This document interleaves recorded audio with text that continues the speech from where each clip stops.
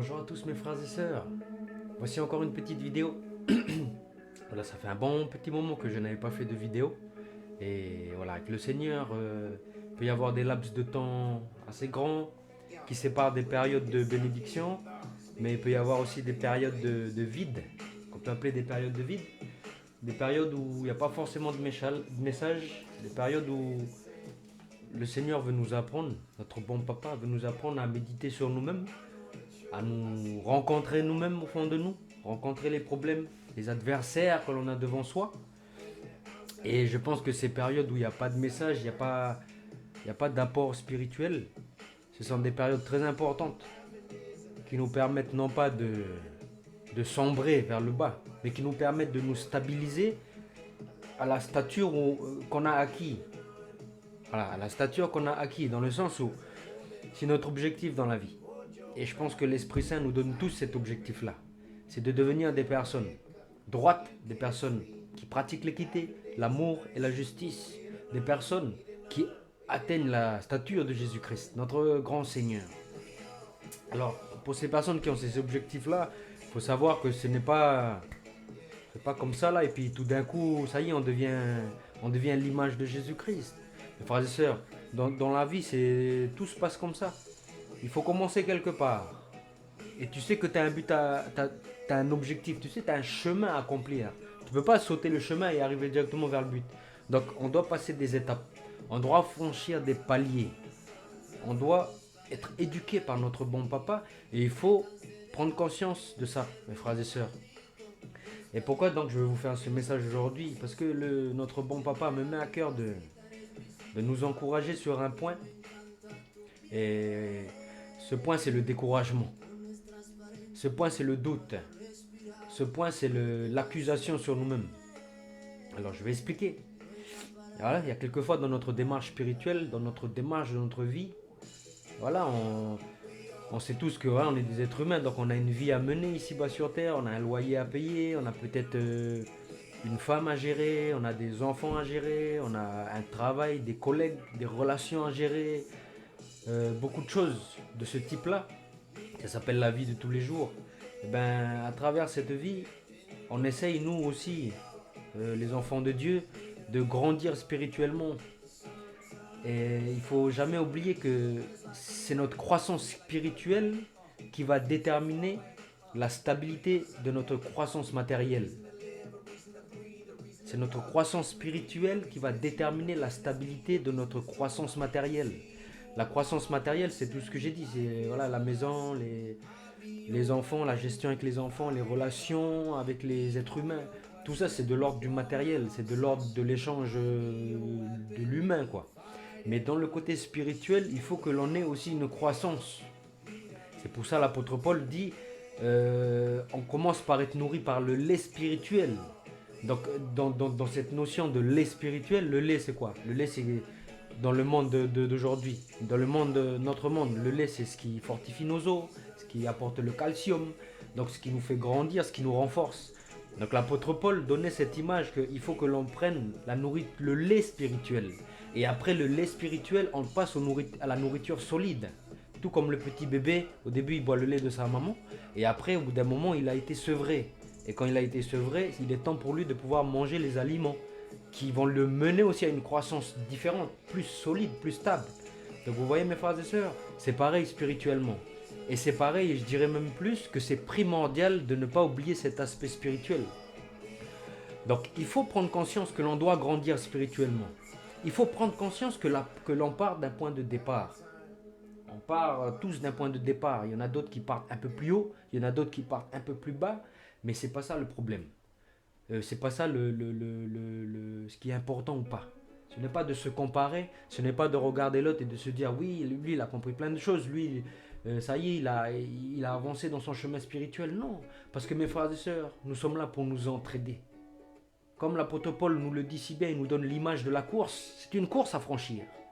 Mais chacun, quand on regarde une course dans les Jeux Olympiques, chacun a sa catégorie. Comment dire ça? Chacun a son chemin. Comment dire ça? J'ai oublié le mot. Chacun a son...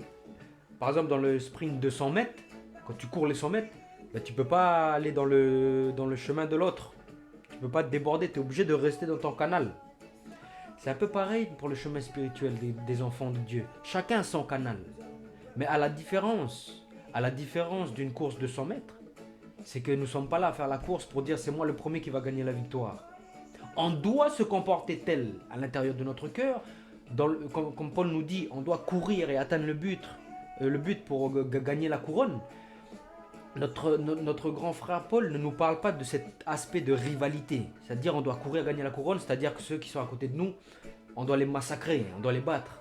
Non, l'apôtre Paul nous parle plutôt de ce gain, du gain qu'on a à gagner. Donc il faut mettre de côté cet aspect de concurrence. Quand on prend l'exemple de Paul, quand il parle de faire la course, il parle d'un point de vue personnel. Tu fais la course, tu restes sur ton truc et tu te concentres sur la couronne qui est en face. Mais ça ne veut pas dire que dans ta concentration à toi, si tu vois ton frère à côté, à droite, ou ta soeur à côté, à gauche, si tu les vois qui sont en train de tomber, qui sont en train de ralentir sur leur chemin, ça ne veut pas dire que toi tu dois tracer ta route. Ça veut dire que tu dois les aider, tu dois les soutenir. Voilà, avec la connaissance que tu as acquis, avec le lait qui t'a fait grandir, avec l'apport de notre papa à travers l'école de la vie, à travers les expériences de la vie. Tu as appris, tu as acquis des choses. Mais tu peux aider tes petits frères, tes petites sœurs, ou peut-être c'est tes grands frères en âge, tes grandes sœurs. Mais tu peux les aider parce qu'ils n'ont pas eu cette révélation, ils n'ont pas eu cette expérience de vie qui les empêche vraiment d'avancer au rythme qu'il faut. Donc voilà mes frères et sœurs, dans ce sens, c'est que prenons conscience que nous avons un chemin à parcourir. Et prenons conscience que ce chemin est semé d'embûches. Ce chemin est semé d'obstacles. Voilà. Si on reprend encore l'image de la course, nous allons prendre maintenant la course de haies. Le 100 mètres haies, le 200 mètres haies. On doit rester dans notre canal, on doit arriver à la victoire. Mais sur le chemin, il y a des haies qui sont plus ou moins grandes dans la vraie vie. Voilà. Dans la course, dans les Jeux Olympiques, les haies ils ont tous la même taille. Mais nous, dans notre vie, nous avons des petites haies, nous avons des grandes haies, nous avons beaucoup de haies, beaucoup d'obstacles. Et voilà, mes frères et sœurs. Donc je voulais vous dire qu'il faut prendre conscience premièrement de ce chemin à parcourir. C'est important. Pourquoi c'est important? Parce que si on ne prend pas conscience de ce chemin, si on se dit, parce que moi je suis tombé aussi dans cette erreur-là. Si on se dit, j'ai reçu le Saint-Esprit, je sens que le Seigneur me régénère, je sens que je suis une nouvelle créature. Ok, c'est très bien. Mais si on se dit, au-delà de cette réflexion, on se dit, je suis devenu parfait. L'Esprit m'a rendu parfait. Dans un sens, c'est vrai. Mais dans un sens, cette affirmation, c'est une affirmation finale. On sait que la finalité, c'est que on sait que le Seigneur il va nous rendre parfaits. Donc on peut déjà dire, parce qu'on le sait déjà, on peut déjà dire, je suis parfait. Mais ne faisons pas l'erreur de se dire, je suis parfait tout de suite, maintenant. Parce que pourquoi? Le problème, il est où? Si on commence à raisonner comme ça. Le problème, il est là, mes frères et sœurs. C'est que si on commence à raisonner comme ça, c'est que, voilà, on se dit, on est parfait, ah, merci Seigneur. On arrive devant le premier obstacle. On tombe. Premier obstacle, on tombe, on chute. Donc on ne le saute pas, mais on trébuche dessus. Ok, donc on aura toujours cette mentalité. Ok, d'accord, on se relève. Je suis parfait. Ok. Bon, allez, on va dire que c'est un hasard que je suis tombé. Normalement, je ne devais pas tomber. Maintenant, la haie suivante, elle est un peu plus haute. Là, on arrive, on tape dedans. On tombe médiocrement. On va se relever, on va commencer à se dire, attends, je suis parfait, je suis censé avoir reçu les dons spirituels, je suis censé avoir reçu ce qu'il me faut pour combattre les Goliaths. Mais 2 fois de suite, je suis arrivé devant l'obstacle, je suis tombé 2 fois de suite. Et là, on va se poser des questions, on va se dire, mais attends, mais qu'est-ce que j'ai fait? Qu'est-ce qui ne va pas? Est-ce que j'ai la foi? On va commencer à douter. Est-ce que vraiment je suis parfait? Est-ce que j'ai reçu le Saint-Esprit? Est-ce que vraiment j'ai fait un bon baptême? Est-ce que vraiment j'aime le Seigneur? Et toutes ces questions-là, ils vont nous rabaisser. Toutes ces questions-là, ils vont nous écraser jusqu'au point où on peut même quitter la foi. On peut même se dire, ça ne sert plus à rien. le Seigneur ne m'accepte plus, je ne fais que de chuter. Mes frères et sœurs, ne tombons jamais dans ce piège-là. Réconfortons-nous, donnons-nous des conseils, ne tombons jamais dans ce piège-là. Mais prenons plutôt la mentalité de se dire qu'on a reçu le Saint-Esprit, mais nous ne sommes pas encore parfaits. Nous ne sommes pas encore parfaits. Comme l'apôtre Paul nous le dit si bien, nous tendons à la stature parfaite de Christ.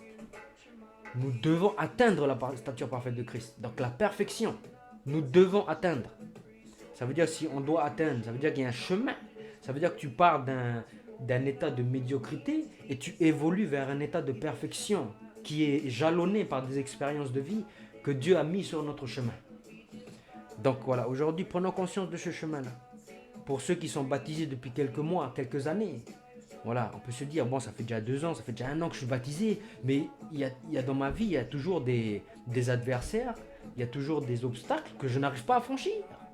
Mais il ne faut pas se dire, c'est un échec. Il faut se dire, il faut avoir la mentalité de l'espérance.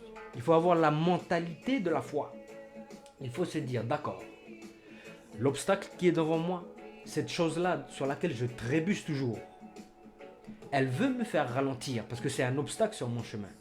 Et aujourd'hui, je n'arrive pas à le sauter. Mais ça veut dire quoi? Ça veut dire que je n'ai pas acquis encore assez de lait spirituel. Je n'ai pas assez été nourri par le lait spirituel pour pouvoir monter cet obstacle-là. Mais par contre, faisons confiance à notre papa. Parce que tout comme un parent, une maman ou un papa, elle nourrit son fils quand il est petit du lait, vous inquiétez pas qu'au moment venu, notre Dieu va nous nourrir du lait spirituel. Ce lait-là qui va nous permettre de briser l'obstacle qui est devant nous, qui va le permettre de le démolir, de le franchir et de ne plus jamais le voir devant nous. Donc prenons conscience, soyons patients. Et voilà, en attendant qu'on n'arrive pas à sauter l'obstacle, en attendant, reposons-nous sur nos acquis. Nos acquis, c'est quoi? C'est tous les autres obstacles qu'on a déjà montés là, qu'on a déjà surmontés derrière. Donc, comme on dit, réfléchissons à ça et réjouissons-nous. On peut se dire, ah ben, c'est vrai qu'à l'époque, j'étais prisonnier de tout ça. C'est vrai que j'arrivais pas à faire tout ça. Ben, aujourd'hui, le Seigneur m'a délivré. Aujourd'hui, le Seigneur m'a complètement permis de sauter cet obstacle-là. Donc voilà, on peut se dire, il ne faut pas toujours regarder à l'obstacle devant nous qui est trop dur. Regardons à ceux qu'on a déjà franchis. C'est pour ça, mes frères et sœurs, quand vous regardez bien la Torah, c'est les 5 premiers livres de la Bible. Genèse, Exode, Lévitique, Deutéronome et Nombre. Quand on regarde bien, il y a une parole de Dieu notre Père qui nous donne toujours et qui est pas énigmatique. On ne peut pas dire ça énigmatique parce qu'elle est très claire. Mais qui passe, on la lit et elle passe comme ça dans notre esprit et on ne l'accroche pas. Alors que c'est tellement primordial, mes frères et sœurs. C'est tellement primordial. Et le Seigneur, dans sa parole, nous le répète toujours. Il nous dit quoi? Cette parole, c'est « N'oublie jamais ». La parole que le Seigneur nous donne, avant toute chose, c'est « N'oublie jamais ». N'oublie jamais d'où tu es sorti. N'oublie jamais le jour de ta naissance spirituelle. N'oublie jamais dans quelle misère je t'ai sorti. Moi, ton sauveur, moi, ton libérateur. Grave-le dans ton cœur, grave-le sur ton front et grave-le sur ta main, afin qu'il soit toujours devant toi. Grave-le dans ton front, mets-le dans ta mémoire. Grave-le dans ta mémoire. Mets-le sur ta main, grave-le dans tes actions. Dans ta mémoire, c'est-à-dire quand arrive le moment du doute, quand arrive le moment de l'obstacle, quand arrive le moment où tu dois sauter la haie, mais tu te prends la haie dans la tête. Quand arrive ce moment-là, le Seigneur te dit, le Seigneur il va pas te dire, notre bon papa, il va pas te claquer la tête, il va pas te dire, hey, oh mon enfant, allez, saute là, qu'est-ce que tu fais là? Tu n'es pas digne de moi. Non, notre papa c'est un papa d'éducation. C'est un papa de patience, de compassion, de miséricorde, de pardon. Et c'est un papa de réussite. Donc ce qu'il nous donne, toute cette patience-là, c'est pour nous. C'est tout cet amour qu'il nous donne, c'est pour notre réussite. Donc mes frères et sœurs, quand on arrive devant la haie qui est trop grande pour l'instant, qui est trop grande devant nous, ne tapons pas dedans. Attendons, retournons-nous, asseyons-nous, regardons ce que nous avons sur notre front, là, dans notre mémoire, et pensons à tout ce que le Seigneur a déjà fait pour nous. Pensons déjà à cette libération-là. Par exemple, moi, un exemple, c'est que moi, par exemple, à l'époque, je buvais beaucoup, j'étais alcoolique, j'aimais sortir la nuit, aller en boîte de nuit. Et quand le Seigneur m'a délivré de ça, ça a été radical. Ça a été radical. Donc aujourd'hui, quand je suis devant un obstacle, quelque chose voilà, que j'arrive pas encore à supprimer de ma vie, et que voilà, je commence à me décourager, je me dis, je ne suis pas digne de toi, papa, parce que cette chose-là, elle dure trop longtemps, et à chaque fois, je n'arrive pas à surmonter cet obstacle. Et là, on va commencer à douter. Ne tombons jamais dans ce piège-là, mais rappelons-nous d'où nous venons. Et là, je me dis, ah ben oui, Seigneur, c'est vrai que cet obstacle qui est devant moi, je n'arrive pas encore à le franchir, parce que je n'ai pas saisi encore les subtilités de ma relation avec toi. Je n'ai pas saisi encore comment tu peux réellement m'aider, mais je sais que tu vas m'apprendre à travers les expériences de la vie. Je sais que tu vas me réconforter dans mon cœur. Je sais que tu vas m'aider à sauter l'obstacle. Mais pour l'instant, je te remercie, Seigneur, parce que tu m'as délivré de l'alcool. Tu m'as délivré de cela. Tu m'as délivré de ceci, cela. Et aujourd'hui, même si je suis devant l'échec, devant la haie qui est devant moi, mais j'ai un bagage de réussite. J'ai un bagage de victoire. J'ai un bagage qui me mène vers l'avant. Et ce bagage-là va me permettre, en outre des expériences qui vont venir pour me fortifier encore, ce bagage-là va me permettre de franchir la haie. Voilà la mentalité d'un vainqueur. Voilà la mentalité d'un enfant de Dieu qui ne chute pas. Pas dans le sens qui ne fait pas d'erreur, mais psychologiquement, qui est dur comme le roc. Parce que c'est le roc qui est à l'intérieur de son cœur. C'est le Seigneur Yeshua HaMashiach. Et vous savez, mes frères et sœurs, nous, notre première victoire, ce n'est pas nous qui l'avons faite, mais nous devons nous l'approprier. C'est très important, mes frères et sœurs.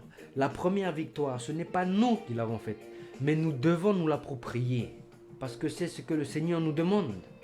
La première victoire, c'est la victoire de Jésus à la croix. C'est la victoire du grand roi des rois, du grand Seigneur, qui n'a pas hésité à se dépouiller. Lui qui était de forme divine, Fils de Dieu, sagesse divine, sa parole, son logos. Lui qui n'a pas eu l'orgueil de se dire « Je suis avec Dieu, je suis Dieu, je ne veux pas me rabaisser à cette médiocrité humaine. » Non, il a décidé de se manifester en chair dans la personne de Jésus-Christ. Et pire que ça, il a décidé de porter nos péchés, de prendre sur lui tous nos péchés, afin que nous soyons tout ce sac, tout ce fardeau qui est lourd, ce fardeau qui pèse, tout ce fardeau nous soit enlevé. Mais c'est une première chose, mes frères et sœurs. C'est une première chose qu'il a fait de nous prendre nos fardeaux et de nous prendre nos péchés et de nous les enlever. Mais la deuxième chose, c'est quoi? Ça, on ne le dit pas assez. C'est que quand le Seigneur, il a pris nos péchés, en fait, le Seigneur s'est revêti de nos péchés pour mourir à la croix. On le sait tous. C'est notre fondement. C'est le fondement de la bonne nouvelle. Paradoxalement, c'est une bonne nouvelle. Pourquoi c'est une bonne nouvelle? Il a pris nos péchés. Il a revêtu nos péchés, nos maladies. Mais qu'est-ce qu'il est parti faire? Qu'est-ce qu'il est parti faire à la croix? Il est parti mener un combat. Mener un combat que aucun homme ne pouvait mener. Il est parti mener le combat de vaincre la mort. C'est tellement puissant, mes frères et sœurs. Il est parti mener le combat de vaincre la mort. On parle bien de la mort charnelle, de la mort que l'on connaît tous. On a tous perdu quelqu'un dans notre famille. Cette mort-là, le Seigneur Jésus, en mettant nos péchés sur lui, c'est comme si qu'il se disait, c'est ça mon bagage à moi pour aller taper le Goliath. C'est mon bagage à moi pour aller vaincre ce Goliath. Parce que la mort, elle est collée au péché. La mort nous touche parce que nous sommes pécheurs. Donc le Seigneur, s'il voulait provoquer le Goliath, s'il voulait que le Goliath tourne ses yeux vers lui pour pouvoir le taper, le Seigneur devait revêtir ce qui attire la mort, c'est-à-dire revêtir les péchés. Le Seigneur a revêtu nos péchés et il est arrivé devant le Goliath, il a fracassé le Goliath. Ça, c'est notre première victoire, mes frères et sœurs. C'est la haie. C'est la haie insurmontable. Et nous partons tous de là, nous. En tant qu'enfants de Dieu, dans notre course spirituelle pour atteindre la perfection, nous partons tous de cette haie. Mais cette haie, c'est la plus grande et c'est la plus dure. Mais on a sauté au-dessus de cette haie. Parce que c'est le Seigneur qui nous a portés. C'est lui qui a fait ce combat-là. Maintenant, il nous pose et il nous montre tous les petites haies là. Tous les petits obstacles. Et il nous dit, tu vois tout ça? C'est ton chemin à toi. Moi, j'ai fait ma part des choses. J'ai fait la chose qui te libère. J'ai fait la chose qui t'enlève toute culpabilité. J'ai fait la chose qui t'enlève tout doute. Et ce que j'ai fait là, ça va te permettre de monter tous les obstacles devant toi. Ce que je te demande, mon fils, ce que je te demande, ma fille, sois patient. Sois patient et n'oublie jamais que cette haie-là, la grande haie qui est derrière toi, là, la mort, je l'ai vaincue. Vas-y, pars mon fils, pars à l'aventure. Je serai toujours avec toi. Je vais t'apprendre à travers la vie. C'est ce qu'on appelle les leçons de la vie. L'école de la vie. Et oui, le Seigneur nous met à l'école dans cette vie-là, à travers nos expériences, à travers nos relations, à travers ce qui nous arrive au travail, mais aussi dans notre famille. Donc là, le Seigneur veut nous dire, n'oublie jamais que moi j'ai vaincu la mort. Mais nous, en tant qu'enfants de Dieu, quand on reçoit ce message-là, déjà c'est un message qui est dur à accepter. Parce qu'on se dit, mes péchés à moi, tu les as pris. Ta vie à toi, parce que tu es le vivant. Tu es celui qui vit éternellement. Tu es l'alpha et l'oméga, en compagnie du Père. Toi, tu as pris mes péchés, tu as pris ma médiocrité et tu m'as donné ta vie. Toi, le vivant, qu'on appelle le vivant, tu m'as donné ta vie. Tu as fait un transfert de ma médiocrité, tu l'as porté sur toi et tu m'as donné la vie. Tu m'as donné ta gloire. C'est dur à accepter parce qu'on se dit, non, je ne mérite pas. En effet, mes frères et sœurs, nous ne méritons pas. Nous ne méritons pas cet acte d'échange. Mais acceptons-le. Pourquoi? Parce que si on ne l'accepte pas, ça veut dire qu'on n'est pas capable de saisir l'amour de notre papa. Parce que c'est réellement à travers cet acte de substitution. Il a pris nos péchés et il nous a donné sa vie. Alors que l'on ne méritait pas, on devait mourir. Mais c'est cet acte-là qui prouve l'amour. On dit où Dieu nous aime. C'est où qu'on voit que Dieu nous aime. Voilà, j'ai des problèmes dans ma vie. Mais restons à la base. Le Seigneur, il a pris tes péchés et il t'a donné sa vie. Mais cet amour-là, on ne peut pas le comprendre réellement. Il faut qu'on essaye de se comprendre. Par exemple, un papa qui a un enfant, il faut qu'il essaye de se dire, par exemple, son fils, il est vraiment délinquant, son fils, il casse tout à la maison. Et imaginez ce papa-là qui dit, mon fils, je te pardonne, je veux que tu deviennes meilleur. Et tu continues de rester dans la maison de papa. Je t'aime, mon fils. Tout ce que tu as fait, je le prends, je le porte sur moi. Tout ce que tu as cassé, je le paye. Cet amour-là, c'est quoi? C'est un amour de bonté, un amour qui nous porte vers le haut. Donc mes frères et sœurs, voilà ce petit message aujourd'hui. Ne nous décourageons pas. Ne nous décourageons pas. Quand on fait des erreurs, parce que voilà, on n'a pas atteint encore la stature parfaite de Christ. Pensons à ce transfert-là. Il a pris nos péchés, il nous a donné sa vie. Mais ça fait du bien, mes frères et sœurs. Je vous le dis, méditez là-dessus. Ça fait du bien, ça réjouit un cœur meurtri. Ça réjouit un cœur dans la tristesse. Ça réjouit un cœur dans la solitude. Parce que des fois, on peut se sentir seul malgré que l'on soit entouré autour de nous.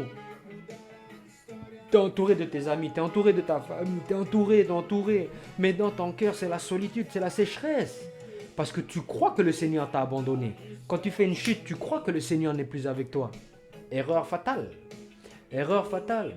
Sache qu'à travers ta chute, le Seigneur est avec toi. Et quand tu te relèves, le Seigneur est avec toi. Mais quand il va te relever plus fort.